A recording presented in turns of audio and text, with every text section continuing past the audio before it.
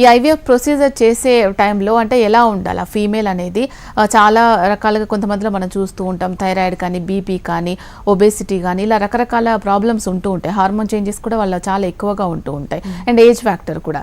So ఇవన్నీ complications ఉన్న వాళ్ళలో ఈజీ అయినా ఐవీఎఫ్ అనేది? ఎస్ అండి.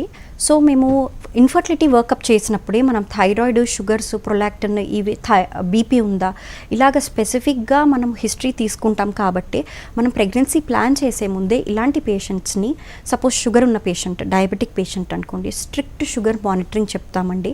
అండ్ షుగర్ కంట్రోల్లో ఉన్నప్పుడే ప్రెగ్నెన్సీ అనేది అండ్ ఐవీఎఫ్ అనేది మనం ప్లాన్ చేస్తాము. అది థైరాయిడ్కి కూడా వర్తిస్తుందండి.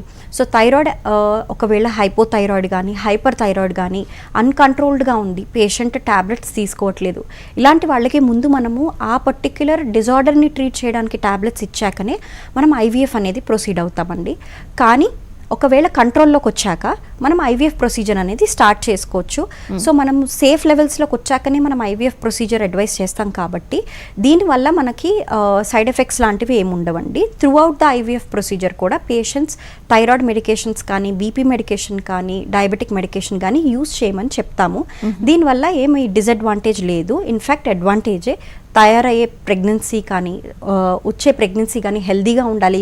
బేబీ కంటే ముందు మదర్ హెల్దీగా ఉండాలి. కాబట్టి ఫస్ట్ తన హార్మోన్ లెవెల్స్ అన్నీ నార్మల్గా ఉన్నప్పుడే మనం ఐవీఎఫ్ ప్రొసీజర్ అనేది చేస్తాము.